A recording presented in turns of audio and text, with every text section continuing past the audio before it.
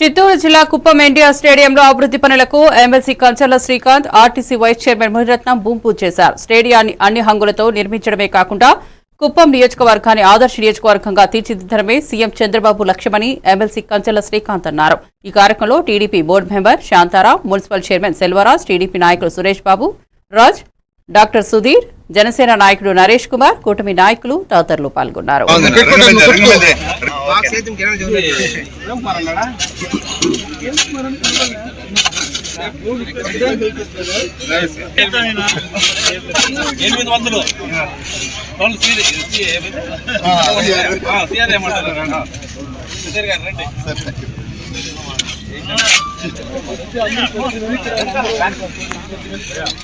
అని చెప్పినాడు.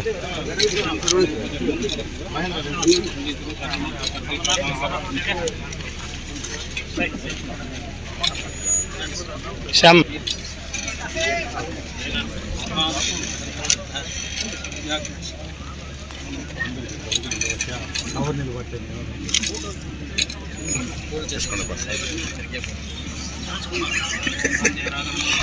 బాగుపడుతున్నారు, పలానా వాళ్ళు ఈ గేమ్ ఆడుతున్నారు. నా స్కూల్ పరిధిలో కనుక వస్తే వాళ్ళని సెలెక్ట్ చేసి ఇక్కడ తీసుకొచ్చి ఈ స్పోర్ట్స్ కాంప్లెక్స్ లో పెట్టి మెజారిటీ టైం ఈ స్పోర్ట్స్ ఇచ్చేస్తూ అక్కడ స్థానికము స్కూల్లోనే ఎన్రోల్మెంట్ చేసి అటు చదువుకి కొంచెం తక్కువ టైం పెట్టి 30%, 70% స్పోర్ట్స్ దాంట్లో హాస్టల్లో నుంచి అక్కడి నుంచి అద్భుతమైన ఫలితాలు సాధిస్తా ఉన్నారు.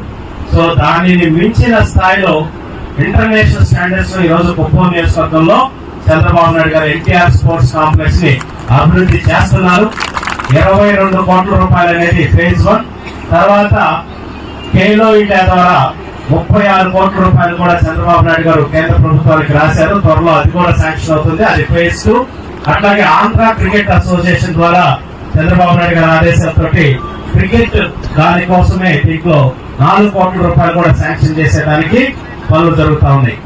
ఇది సంవత్సర కాలం